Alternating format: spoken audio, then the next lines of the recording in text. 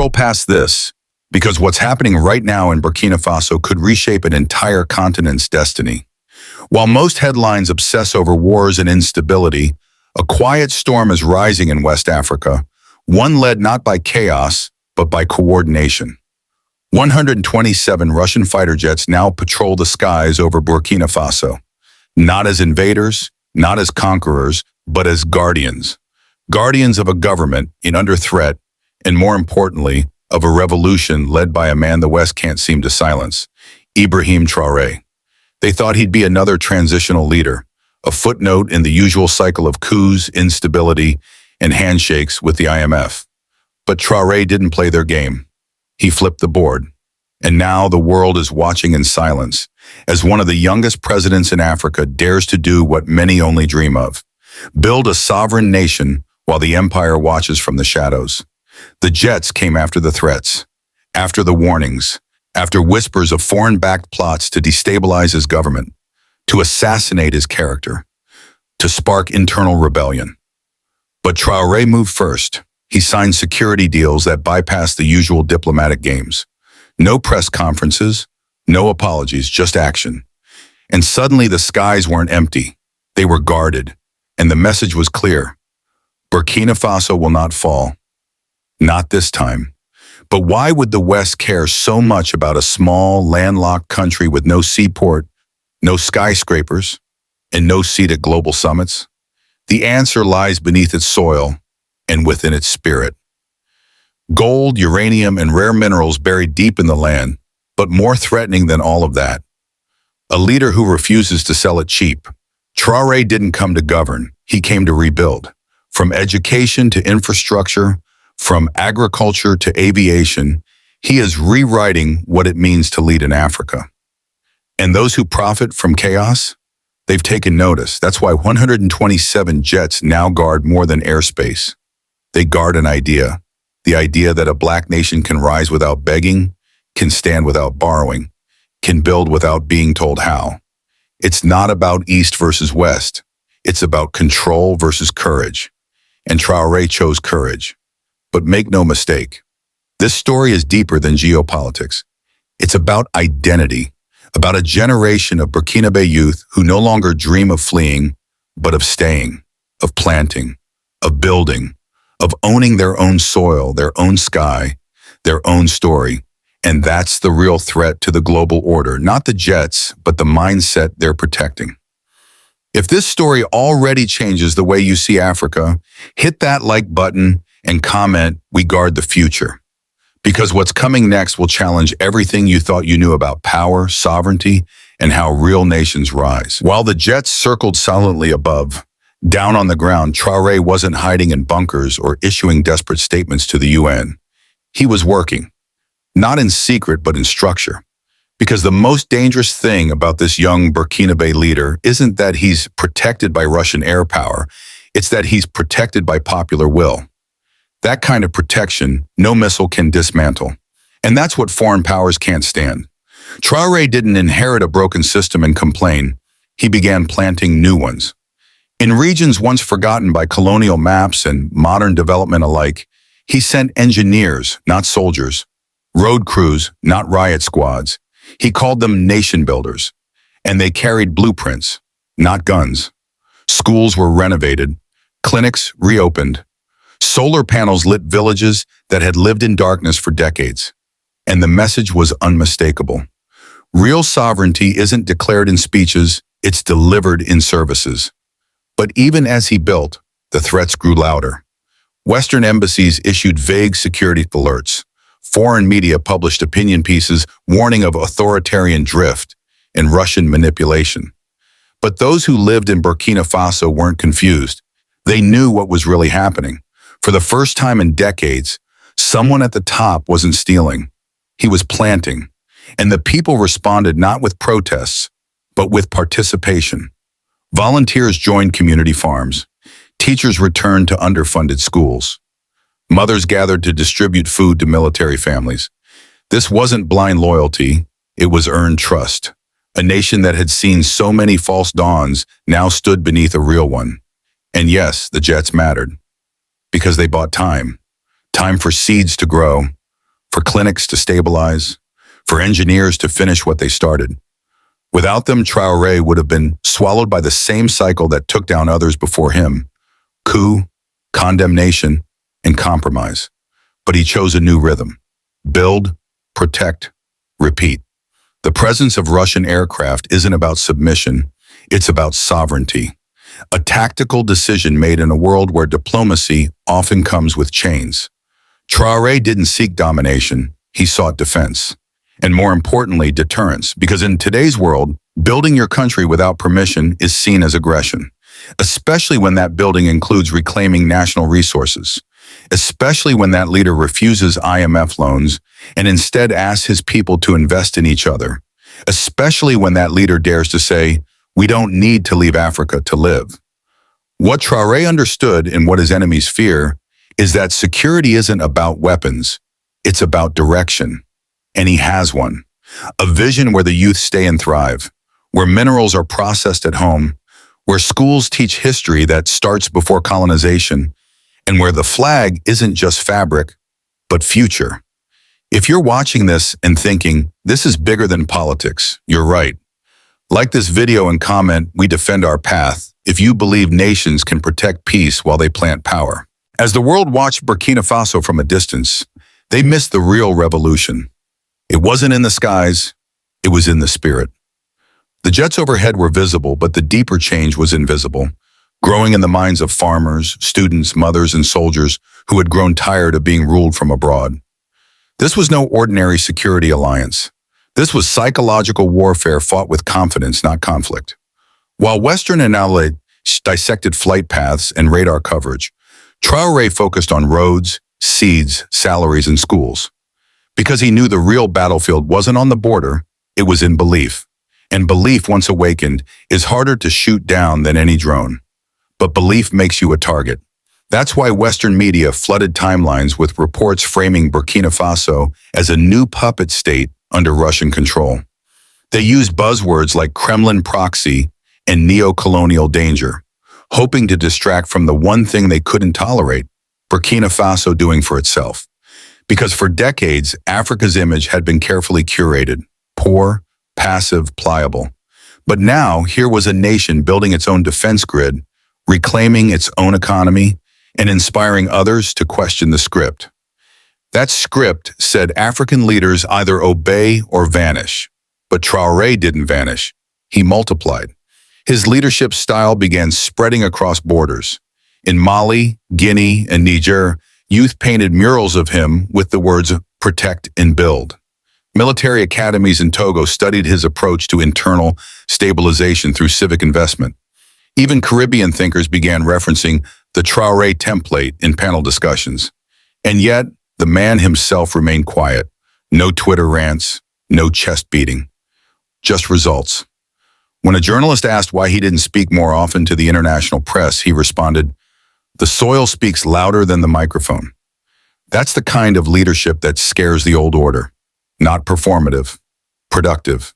Because you can't sanction integrity. You can't isolate a nation that's already independent in its mind. And that's what Traore had built: a mental firewall around his people. A wall not of steel, but of self-worth. And while Western powers scrambled to regain influence, Russia didn't need to invade. They were invited. Not to colonize, but to coordinate. Not to dictate, but to deter. It was a relationship born not from desperation, but from pragmatism. Traore didn't choose sides in a Cold War reboot. He chose survival. And in a world where sovereignty is punished, protection becomes priceless. The presence of 127 jets was not about flexing firepower. It was about buying space to breathe, to grow, to finish projects that foreign-backed coups would have otherwise buried. Because that's what they fear most. Not war, but what comes after peace: the school that opens, the refinery that runs, the people who stop looking outward and start looking inward. If this part of the story opens your eyes, comment, "We fly to finish." Like this video and share it, because what Burkina Faso is building is not a battle, it's a blueprint. As Traore fortified his skies, the ripple effect beneath the clouds began to shake the region. What started as a localized move for national defense quickly became a continental question. If Burkina Faso can protect its sovereignty, why can't we? In Senegal, students held panel discussions on post-colonial security. In Cameroon, youth groups began openly questioning the presence of foreign military bases on African soil. Even in countries still tethered tightly to Western donors, something had shifted. Doubt had become dialogue. Because Traore didn't just activate jets, he activated imagination. A new idea had taken root, one that said African states could form security pacts without asking Paris, Washington, or Brussels for permission. And in a continent so often spoken for, that idea was radical. While Western think tanks labeled Burkina Faso's move as reckless, provocative, or dangerously aligned, many African youth called it what it was: finally ours. The skies over Ouagadougou were no longer seen as passive airspace. They were the new symbol of ownership. But what really unsettled global powers wasn't the aircraft. It was the calm beneath them. There were no riots, no food shortages, no desperate cries for sanctions relief. On the contrary, agriculture was booming. Small-scale processing factories were opening. Communities were organizing around local resource management. And most importantly, the military wasn't patrolling villages. It was building them. Traore had flipped the script of African leadership. His army wasn't deployed to suppress. It was deployed to support. Soldiers built schools, guarded engineers, distributed medicine. The same boots that once marched under colonial command now dug irrigation channels under local direction. And that shift was contagious.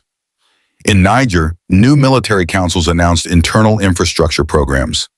In Guinea, authorities restructured police funding towards civic protection. In Mali, soldiers stood beside solar panel technicians, installing power in remote towns. The line between defense and development was disappearing. And that's what frightened the old empire.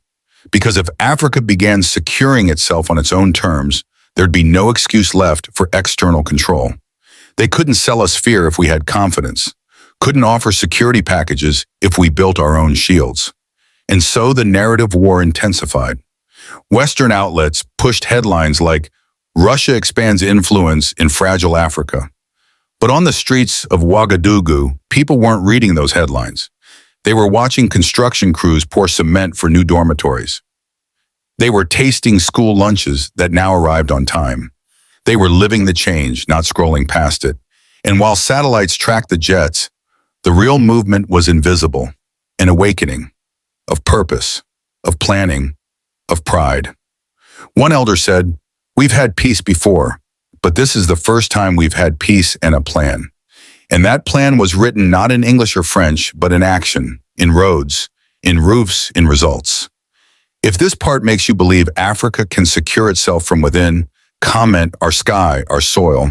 Like this video and let the world see that when a nation owns its direction, it needs no translation. In the minds of the West, jets are weapons, but in Burkina Faso they became symbols of protection, of preparation, and above all, of possibility. The skies were no longer foreign, no longer open to just any drone or spy craft. They were claimed, not through conquest, but through clarity. And that clarity began shaping culture. Artists painted murals of jets soaring above farmers, engines wrapped in Burkinabe fabrics. Rappers released tracks with lyrics like, "Our shield flies, our roots rise." Tailors embroidered miniature fighters onto school uniforms. This wasn't militarization, it was imagination, a collective shift that saw defense not as domination, but as dignity. For too long, Africans had been taught that security came from elsewhere, that safety had a foreign flag. But now they were reimagining protection as a local act, as something rooted in loyalty, not leverage. That's why when Traore addressed the nation after the jets arrived, he didn't speak of enemies. He spoke of readiness. He said, "We are not preparing for war. We are preparing to finish what peace was never allowed to complete." And that resonated deeply. Because in Burkina Faso, every generation had known interruption. A school project cut short by violence. A water system left unfinished after aid funding dried up. A reform halted because a minister got replaced by a puppet. But now there was continuity, progress with a backbone. And that's what the jets gave. Time to build, time to organize. Time to remember how capable the people had always been, because Traore understood something rare, that the greatest security is not firepower, it's forward momentum. And that's what Burkina Faso finally had. Momentum. The kind that made mothers return to clinics, that made elders donate land for cooperatives, that made young boys choose bricklaying over pickpocketing. It wasn't perfect, but it was purposeful, and that purpose created unity. Not the fake kind sold in slogans, but real unity, built on shared sacrifice, not shallow speeches. In fact, one of Traore's most radical moves wasn't political, it was symbolic. He removed portraits of colonial generals from military offices and replaced them with framed photos of local engineers, teachers, and farmers. These, he said, are the defenders of our nation. And the people understood.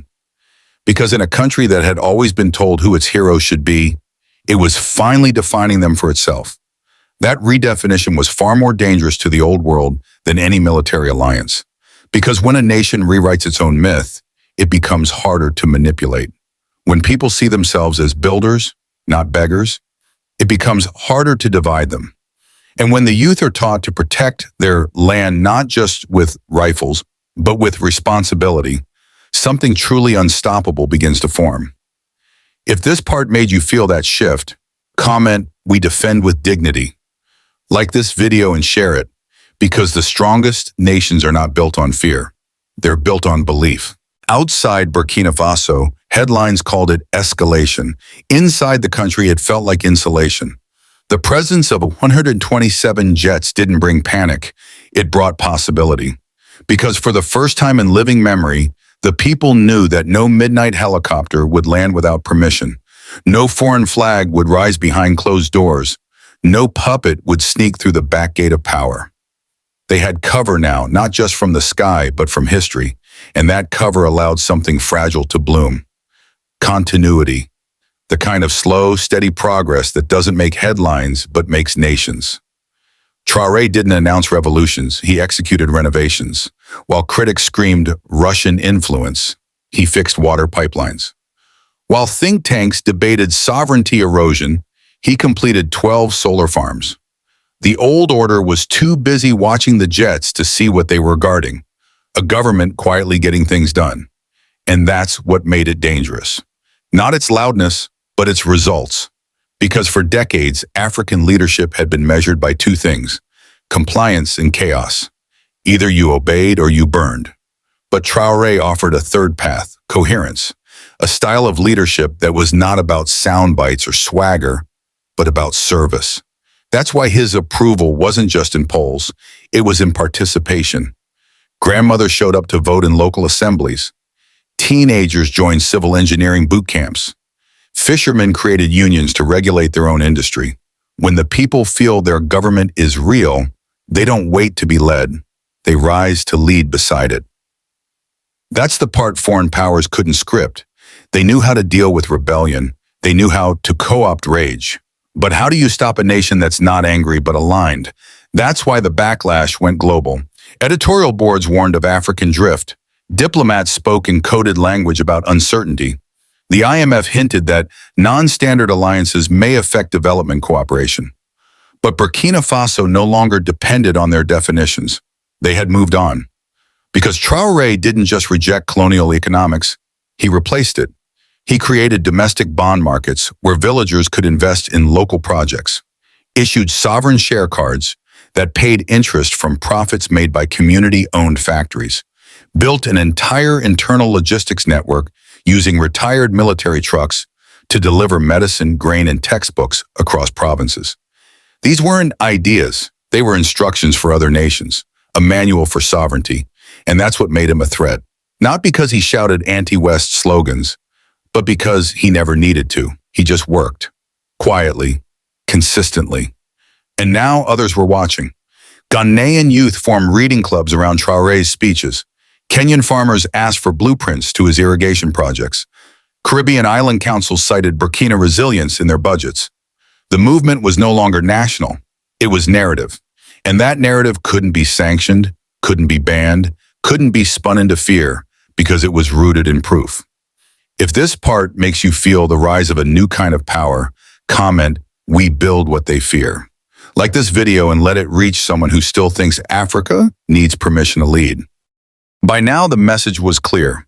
The jets above Burkina Faso were not just military tools. They were metaphors. Metaphors for protection, preparation, and most dangerously, to the old world, possibility. Because if one landlocked country with no blue water navy and no sprawling skyscrapers could build its own future under pressure, what stopped the rest of Africa? That question had crossed every border.